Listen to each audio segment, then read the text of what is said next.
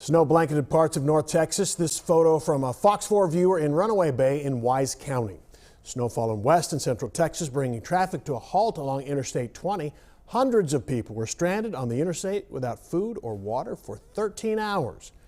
Fox 4's Lori Brown has that story tonight. Lori.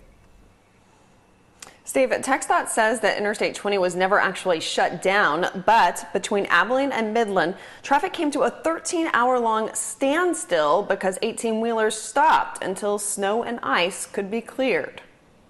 Yeah, my current situation. We've been here for 13 hours, stuck. Tammy Bautista and hundreds of others were stranded from 8:30 p.m. New Year's Eve until 10:30 Friday morning on I-20, about 20 miles east of Big Spring, Texas. We have no food, no water. We need to go to the restroom. Bautista and her 13-year-old son, who is autistic, were on their way to Midland to see family. I'm going crazy.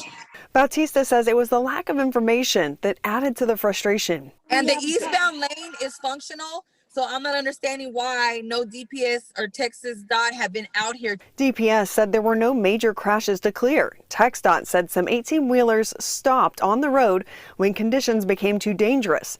A spokeswoman said the roads had been pre-treated, but then needed to be cleared after the storm. One driver that came out and passed a big old box of crackers out to people, offered them water. You know, he had limited supplies. So, you know, just the more needy people that are older, you know, I told them go ahead and help them out. Victoria Zamaripa and her husband were fortunate to exit and make it to a gas station before traffic came to a stop. Right when we got to Big Springs, it started to have a blizzard, snowstorm. We got our son and he's 4 months old. We didn't want to stay in the car and we only had like half a tank of gas. Larry Martin was driving from Lubbock to Dallas for the post office when the storm hit.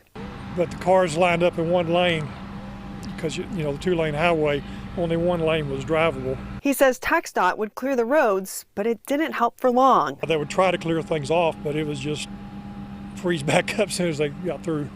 For some, a New Year's resolution. So make sure you check the weather. I'll never forget this experience again in life, ever.